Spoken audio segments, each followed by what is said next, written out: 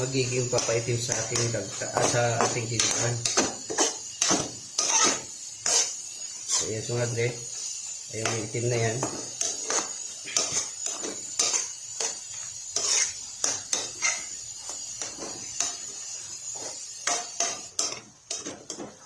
Haluin lang siya ng haluin para yung dagta ay kuman sa laman ng manok, lumasa sa dumikit.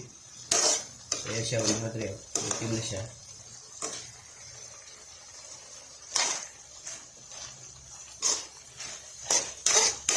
Haluin nyo na siya ng haluin para yung kanya ay dumikit lalo.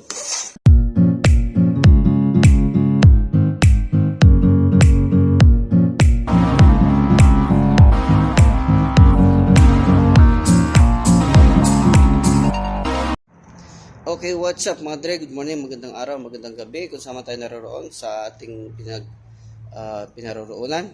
So ngayong araw mga dre ay gagawa tayo ng panibagong vlog at luluto tayo ng dinuguan with twist. So titignan nyo mga dre kung anong aking gagawin, at ito ay siguro baka hindi nyo pa nagawa sa dinuguan na to, ay ito ay gagawin ko pa lang panibagong DIY na naman mga dre sa aking gagawin. So ngayon ay Friday, kaya may naisip na naman ako ng panibagong twist na lulutuin. So samahan nyo ako mga dre para makita nyo rin mamaya. Okay, what's up mga dre? Ito yung ating gagamitin ngayon sa ating pagbablog, paggagawa ng dinuguan. Una ay ating itong olive oil na virgin coconut oil. Tapos itong luya, bawang, sibuyas, at saka itong manok. So mamaya na natin pakita mga dre ang ating isang panibagong twist na ilalak natin doon. So ito may secret edges tayo dyan. So una gagawin natin ay maglagay tayo ng oil. So lagyan natin. Tapos ilalahok natin ito ang painitin muna natin mga dre.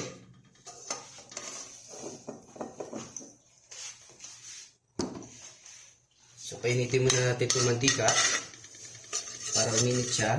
Tsaka natin ito ilagay yung luya. So ilagay natin itong luya. Siguro mainit na yan. Check natin. Okay na siya. Lagyan natin itong luya.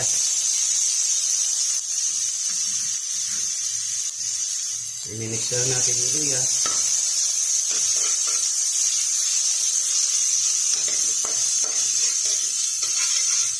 Para mag-brown siya konti, para makakagdagan natin ng kunting oil kasi medyo konti na lang.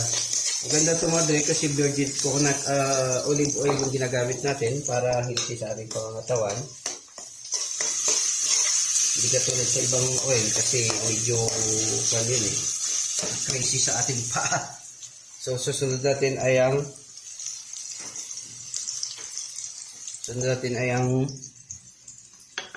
bawang. Ito sa bawang. Lagay natin ito yung bawang. I-mix natin dito.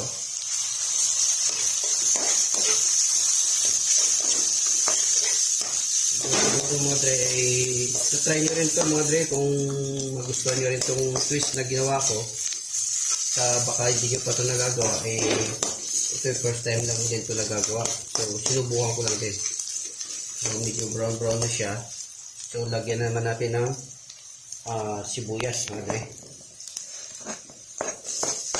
Ayan, mix natin yung sibuyas. Lagyan natin ng magpapanig yung sibuyas.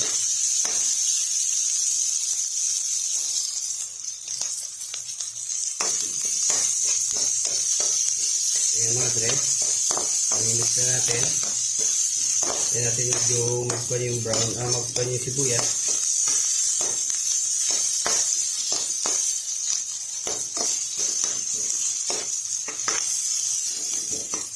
So, ay susunod na natin mga dre ay yung ang ating manok. So, ilalagay na natin itong manok natin. So, ito yung manok. So, ilalagay na natin dito. So, ayan. Isay natin dito. Ayan. Tapos, mga dre ay haluin na natin para yung sahok natin ay sinalagay sa lasa ng manok.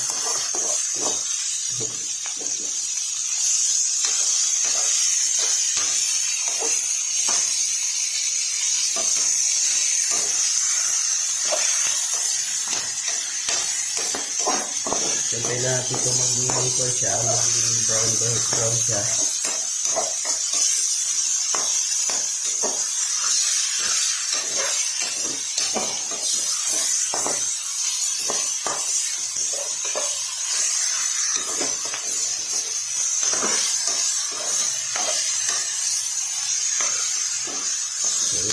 Haluin nyo lang siya ng haluin para hindi siya dumikit sa ating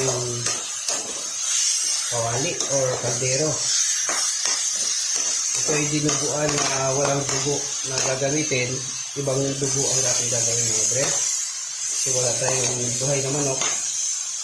So may bago tayong dugo na ihalalahok dito para magiging dinuguan siya.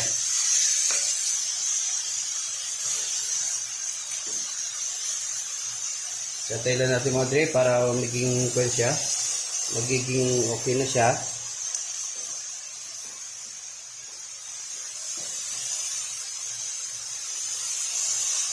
Para magiging brown na siya para maluto sa lahat. Ilalagyan na natin na panibagong. Kasi pag hindi mo siya hinalo-halo dumidikit siya mga dre. Susunod ay lagyan natin na ng patis. Yan, para yung patis ay lumasa doon. Hindi na natin kailangan maglagay ng asin. Tapos lagyan na natin ng oyster sauce. Yan yung nagpapalasa. Kasi yung oyster sauce ay maalat-alat na yan. So yan ang nagkakasabaw na sa madre. At isa pa dyan ay magic sarap. Yan, lagyan natin yung magic sarap. Yan, ihalo na natin sa madre. At yung pangalawa ay lagyan natin paminta para medyo maalat-alat siya madre.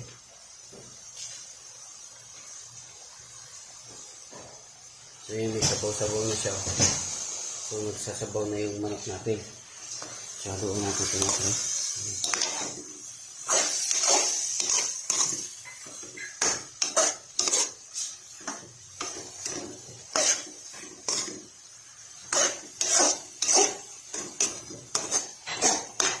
Para mag-mix yung ating ingredients dyan sa manok, isip-sip niya ba para yung lasa ng manok ay maging okay. At lagyan natin ito ng dry sili, ayan, para lalo siyang medyo mas malasa.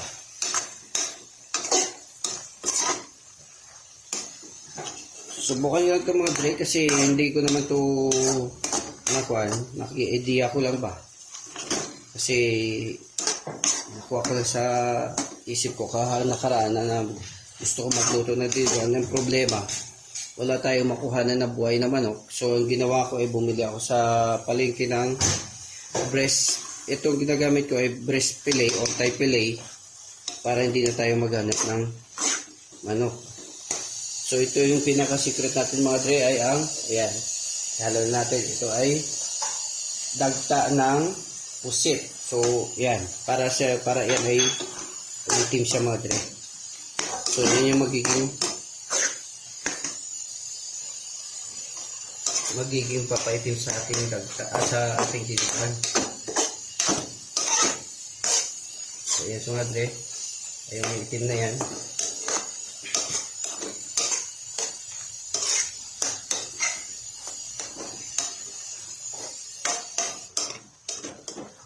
Haluin lang siya ng haluin para yung dagta ay kuman sa laman ng manok, lumasa sa dumikit. So yan siya mga dre, itim na siya.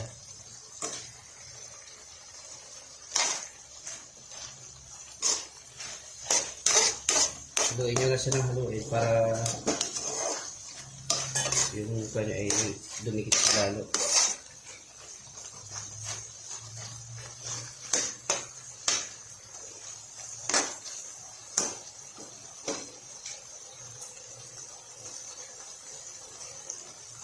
So yan mga madre, mga dinuguan na yung style niya.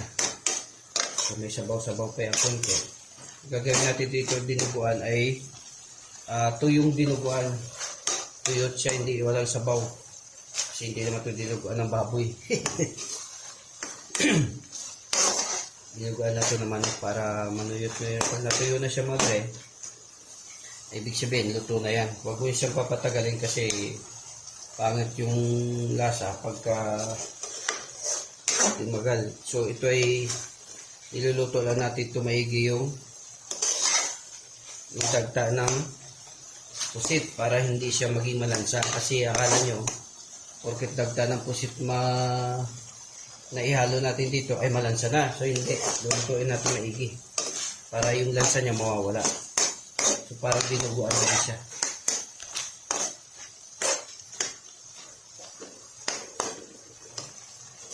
So yung madala. So may ilalagay pa tayo ditong last ay ang ito dato puti na suka. Ayan, para hindi siya magiging so ilalagay natin dito ay itong cups lang. Isa na. Ayan yan. Lalagyan lang natin ito dalawang cup lang na to para hindi siya marami. So sandukin natin dito mga madre.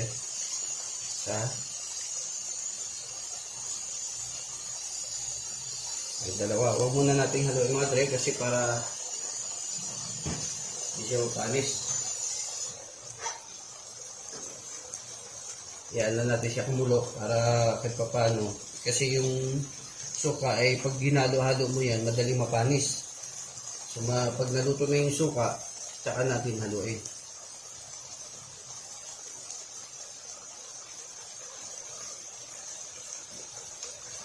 Yan, natin lang natin kumulo.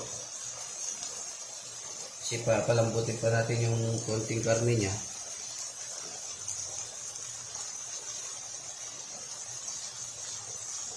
So, haluin na natin mga dre. Okay na yan.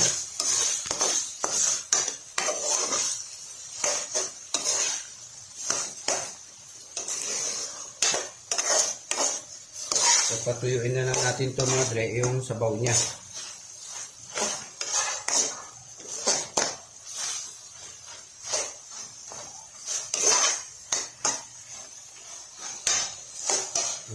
Patuyo na siya mga dre. Kaya pag natuyo na yan siya, yung sabaw niya ay luto na yan mga dre. So serve na yan.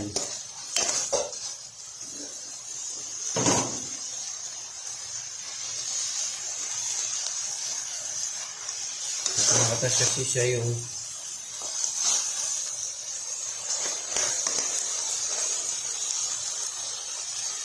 tikman natin ito mga dre kung anong lasa.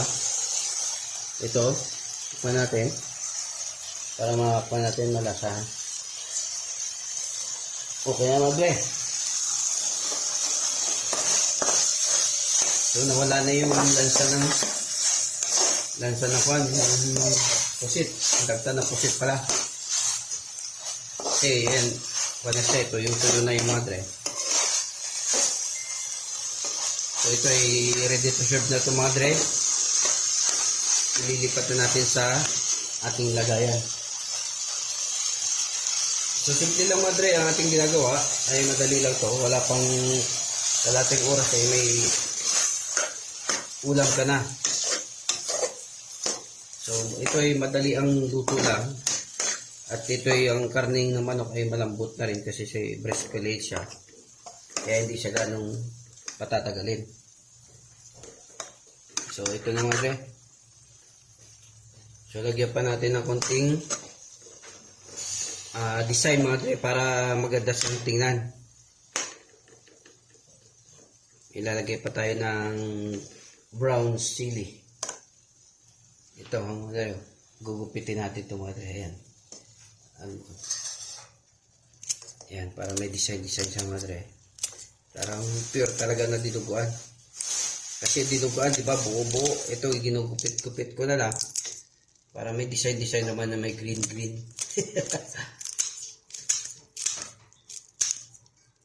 So, yung madre, ihalo natin. para kahit pa paano ay may design na siya.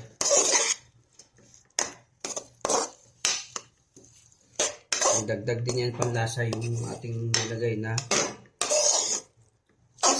sili na green.